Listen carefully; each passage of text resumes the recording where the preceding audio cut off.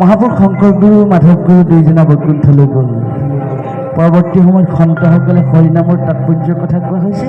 বোলে গোবিন্দৰ গুণ কৰ্ম কীৰ্তনতে বাহে ধৰ্ম শ্ৰৱণতে পাপ হৈব নাশ।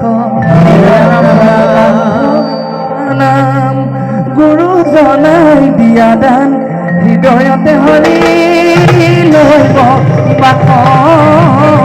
হৃদয়তে হৰি লৈব ৰাম ৰাম। ভগৱন্তৰ গুণনাম ৰাজীৱ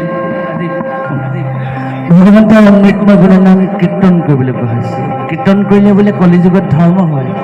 আপোনাসকলৰ গৰখীয়া গাঁও ঐতিহাসিক গৰখীয়া দল এই কমলাবৰীয়া বৰনামঘৰ। কমলাবৰীয়া বৰনামঘৰত আপোনাসকলে আমাক সুবিধা দিছে প্ৰভু নাম কীৰ্তন কৰিবলৈ। এতিয়া গুৰুসকলৰ কথাক মান্যতা প্ৰদান কৰিলে আমি মানি লৈছোঁ যেনিবা আমি কৃষ্ণ নাম কীৰ্তন কৰাৰ বাবে আমাৰ ধৰ্ম হৈছে।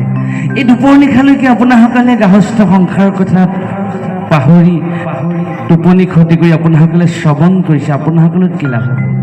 শ্ৰৱণতে পাপ হৈব নাশ।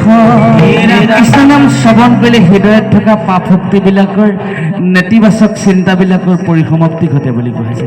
ইয়াত যেতিয়া বেয়া নাথাকে ইয়াত ভাল আহি বাসা কৰিবই, আৰু ভাল যদি ইয়াত থাকিব তেতিয়া পৰম ব্ৰহ্মৰ অমৃতময় কৃপা ইয়াত আহি স্থিতি হ'ব। জানি বান্ধৈ লোৱা নাম গুৰু জনাই দিয়া দান হৃদয়তে হৰি লৈব বাস। হৃদয়তে হৰি লৈব বাস। হৃদয়ত বাস কৰে জীৱৰ কি কল্যাণ সাধন। হৰি যায় হৃদয়ৰ মাজে